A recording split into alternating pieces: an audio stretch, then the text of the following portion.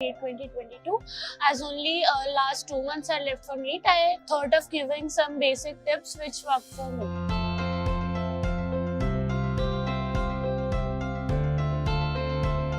उस चीज से अगर तुम्हें कुछ अचीव करना है, if you want to do something, तुम्हें अपने कंफर्ट जोन से तो बाहर आना पड़ेगा कि मतलब तुम्हें अपनी स्लीप साइकिल थोड़ी ऑल्टर करनी पड़ेगी। तो वो नॉर्मल है क्योंकि लास्ट 2 मंथ्स है और ये फाइनल 2 मंथ्स डिसाइड करने वाले हैं तुम अपनी MBBS कौन से कॉलेज से परस्यू करने वाले हो। तो बेसिकली तुम्हें मतलब जो तुम्हारा इंटरनल मोटिवेशन होगा दैट विल हेल्प यू। मतलब ऐसे मत करो कि यू आर टाइम बाउंडेड कि इतने टाइम में हमें इतने चैप्टर्स कंप्लीट करने हैं। जस्ट मेक आइडिया कि तुम सुबह उठ के डिसाइड करो कि ये सारे चैप्टर्स कंप्लीट करने हैं और जब वो चैप्टर कंप्लीट हो जाए तो your day should come to an and.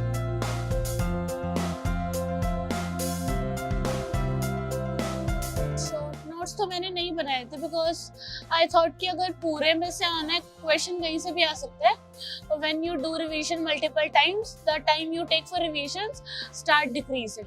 तो बेसिकली तुम जब शुरू में चैप्टर रिवाइज करोगे तो तुम्हें 2 घंटे लग सकते हैं, 2.5 भी लग सकते हैं। बट धीरे धीरे जैसे जब तुम रिपीटेड रिवीजन करना स्टार्ट कर देते हो तो रिवीजन में मैक्सिमम 45 मिनट्स टू 1 घंटा लगता है। तो जैसे बायो है तो उसमें क्वेश्चन कहीं से भी आ सकता है। तो instead of basic notes I would recommend कि तुम बुक से ही पढ़ो।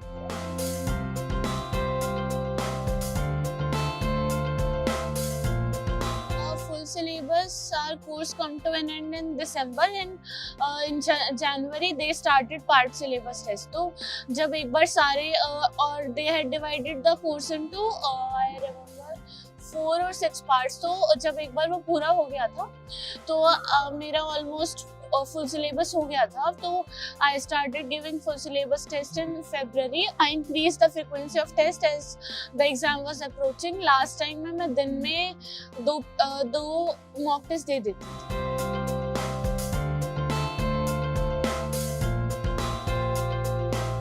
Olympiads basically 11th में I was more oriented towards Olympiads, but फिर I realized कि अगर मैं वो चीज़ करूँगी तो मेरा नीट वाला इफेक्ट हो रहा था उस वजह से। तो 12th में I didn't do any as such specific preparation मैंने नहीं की थी। बट मेरे 12th के साथ साथ जैसे मैंने कोर्स कंप्लीट किया था तो थोड़ा थोड़ा हो गया था। तो KVPY मेरे 11th और 12th दोनों में हो गया था और 12th में मेरी रैंक भी अच्छी थी, it was 120। और नीट के प्रिपरेशन के साथ साथ ही मेरा बायो और केमिस्ट्री में सेकंड लेवल हो गया था ओलंपियाड में।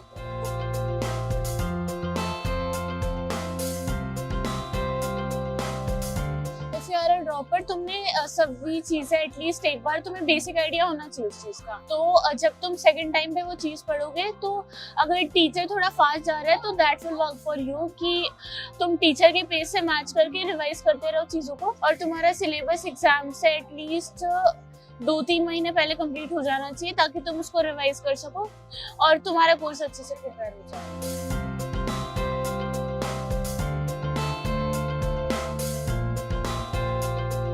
You should go and talk to your teachers कि शायद तुम्हें conceptual clarity ना हो उस चीज की। तो उस टाइम पे तुम जाओगे तो your teacher will help you। जो नेम रिएक्शंस वगैरह थी जो फर्स्ट टाइम में हम वो कोर्स हो जाता है देन यू रियलाइज कि ये क्या हो गया। मतलब तुम्हें इतना सारा वो तुम याद नहीं कर सकते फर्स्ट टाइम में।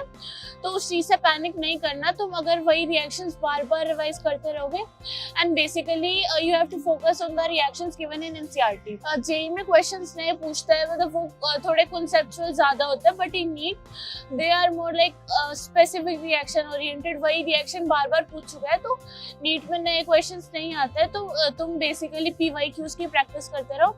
एग्जाम में तुम देखोगे क्वेश्चन रिपीट होके आएंगे। चलो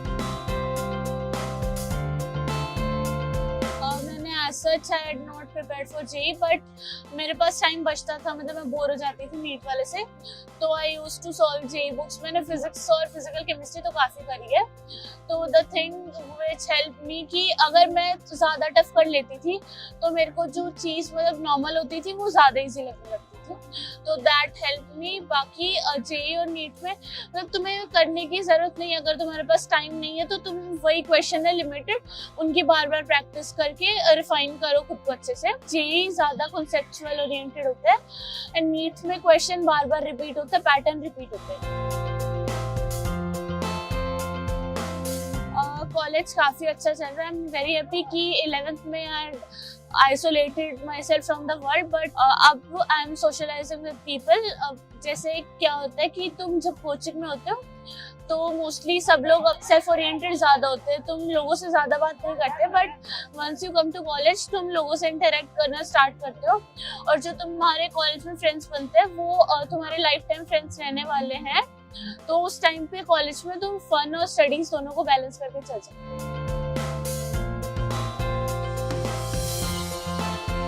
जैसे लास्ट टाइम आ चुका है बिल्कुल, बस ऑलमोस्ट 50 डेज बच गए नीट के लिए, तो I think I would recommend कि तुम नई चीज़ों की तरफ मत जाओ और तुम वही रिवाइज करो जो तुमने बार बार पढ़ा है, क्योंकि अगर अब तुम नई चीज़ों की तरफ जाओगे तो that will distract you from the original, मतलब जो कोर्स नीट में आना उससे तुम्हें डिस्ट्रैक्शन होगा उस चीज़ की वजह से, और एंड में वो चीज़ फ्रूटफुल भी नहीं है। और बाकी एक और चीज़ की जैसे जैसे एग्जाम पास आता जाता है लोगों का फोबिया बढ़ता जाता है, जिससे एफिशिएंसी कम होती है, क्योंकि नीट है तो नीट तो सिंपल ही आता है, एग्जाम में वही सब आएगा जो तुमने पढ़ा है, तो उसी चीज को बार बार रिवाइज करते रहो और पैनिक मत, और सेल्फ कॉन्फिडेंस रखो, वो चीज तुम्हें हेल्प करेगी। So all the best for your NEET attempt. I wish कि जो भी तुमने पढ़ा है 2 साल में वो चीज एंड में फ्रूटफुल हो। All the best.